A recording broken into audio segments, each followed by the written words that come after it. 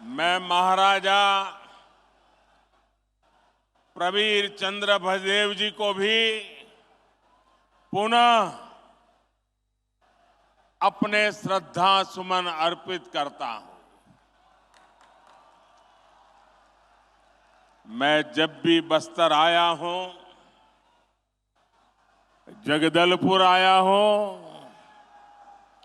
आप सभी साथियों ने हर बार इतना प्यार दिया है, इतने आशीर्वाद दिए हैं।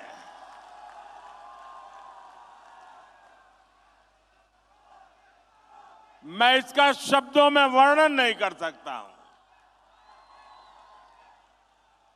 और जब भी बस्तर की धरती पे आना हो जाए और बलिराम कश्यप जी की याद ना आए, ये कभी हो नहीं सकता। अगर सच्चे अर्थ में बस्तर को समझना, क्योंकि मैं यहां संगठन का काम करता था, हर इलाके में जाता था, बहुत समय मैंने यहां बिताया और मुझे पूरे बस्तर को समझना, आदिवासी समाज को समझना, यहां की समस्याओं को समझना, बलिराम जी कश्यप जी एक प्रकार से मेरे गुरु की तरह काम करते थे।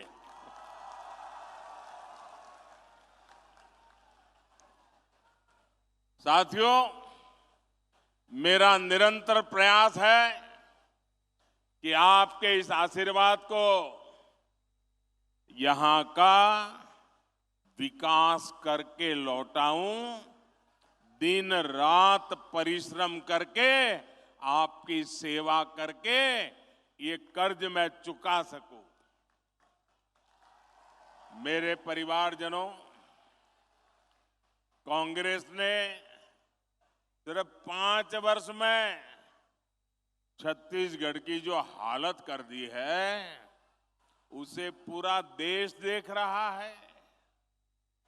कांग्रेस के विधायकों और मंत्रियों ने जो कारनामे यहां किए हैं, उससे हर कोई त्रस्त है। चारों तरफ भ्रष्टाचार का बोलबाला है। छत्तीसगढ़ में अपराध चरम पर है। हत्याओं के मामले में छत्तीसगढ़ अग्रणी राज्यों में पहुंच चुका है। कभी कभी तो लगता है राजस्थान और छत्तीसगढ़ के बीच स्पर्धा चल रही है कि कहां सबसे ज्यादा हत्याएं होती है, कहां सबसे ज्यादा लूट होती है, कहां सबसे ज्यादा महिलाओं पर अत्याचार होते हैं। राजस्थान और छत्तीसगढ़ आजकल एक दूसरे की स्पर्धा में लगे हुए हैं। छत्तीसगढ़ में विकास या तो पोस्टर और बैनरों में दिखता है या फिर कांग्रेस के नेताओं की तिजोरी में दिखता है। कांग्रेस ने छत्तीसगढ़ को अगर दिया है तो वो है झूठा प्रचार और घोटालेबाज सरकार। झूठे प्रचार की आड़ में ये लोगों की आंख में धूल झोंकते हैं और आकंठ भ्रष्टाचार करते हैं। इसलिए आज छत्तीसगढ़ के कोने कोने से एक ही आवाज आ रही है। हर कोने से एक ही आवाज आ रही है। छत्तीसगढ़ का हर एक व्यक्ति एक ही बात कह रहा है। छत्तीसगढ़ कह रहा है, आओ नहीं सहिबो, आओ नहीं सहिबो, बदल के रहिबो, बदल के रहिबो। आओ नहीं सही वो बदल के रही वो। मेरे परिवारजनों, ये बस्तर, ये दंडकारण्य आज बना हो ऐसा नहीं है। यहां आदिवासी मेरे भाई बहन, मोदी प्रधानमंत्री बना उसके बाद आकर के नहीं बसे हैं। भाजपा की सरकार बनने के बाद ये मेरे आदिवासी भाई बहन नहीं आए। अरे यहां के लोग तो तब भी थे जब प्रभु श्री राम यहां आए थे।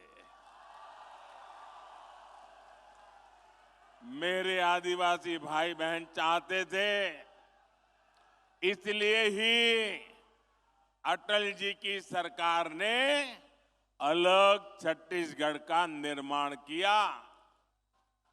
भाजपा सरकार ही थी, अटल जी की सरकार थी, जिसने केंद्र में अलग जनजातीय अलग मंत्रालय बनाया, जनजातीय विकास के लिए अलग बजट बनाया और जनजातीय विकास के लिए पूरी सरकार के अंदर एक विभाग खड़ा कर दिया। और कांग्रेस ने इतने दशकों का क्या किया भाई? कांग्रेस ने बस्तर को भी दशकों तक नजरअंदाज किया। आप लोगों की परवाह ही नहीं की। उनके 2-4 ठेकेदारों को संभालते थे और वही आपसे वोट लेकर के उनको दे देते थे, उनकी गाड़ी चल जाती थी, उनको आपकी परवाह ही नहीं थी। ये भाजपा सरकार है, यहां मेडिकल कॉलेज, इंजीनियरिंग कॉलेज बनाए। भाजपा सरकार ने दंतेवाड़ा में एजुकेशन सिटी बनाई और मैं तो उसको देखने गया था। साथियों, मैंने अपने जीवन का बड़ा हिस्सा, ये मेरा सौभाग्य रहा है कि राजनीति में आने से पहले मेरे जीवन के बहुत वर्ष मैंने आदिवासी क्षेत्रों में गुजारा है। मेरा तो आपसे सीधा नाता है, दिल का नाता है। मुझे गर्व है कि देश की पहली आदिवासी महिला राष्ट्रपति बनाने का गौरव भी भाजपा को मिला है। आप जानते हैं, कांग्रेस की तुलना में भाजपा सरकार आदिवासी समाज के लिए 5 गुना ज्यादा बजट देती है। अगर वो 1 रुपया देते थे तो हम 5 रुपया देते हैं, ये 100 रुपया देते थे तो हम 500 रुपया देते हैं। भाजपा सरकार ने ही 15 नवंबर यानी भगवान बिरसा मुंडा के जन्म दिवस को जनजातीय गौरव दिवस घोषित किया। हमारी सरकार आदिवासी सेनानियों और क्रांतिवारों को समर्पित स्वतंत्रता सेनानी म्यूजियम बनवा रही है। हमने जनजाति वर्ग के छात्रों को दी जा रही छात्रवृत्ति, उसको भी 2.5 गुना कर दिया है। बीते 9 वर्षों में 300 से अधिक एकलव्य मॉडल आवासीय विद्यालय मेरे जनजाति बच्चों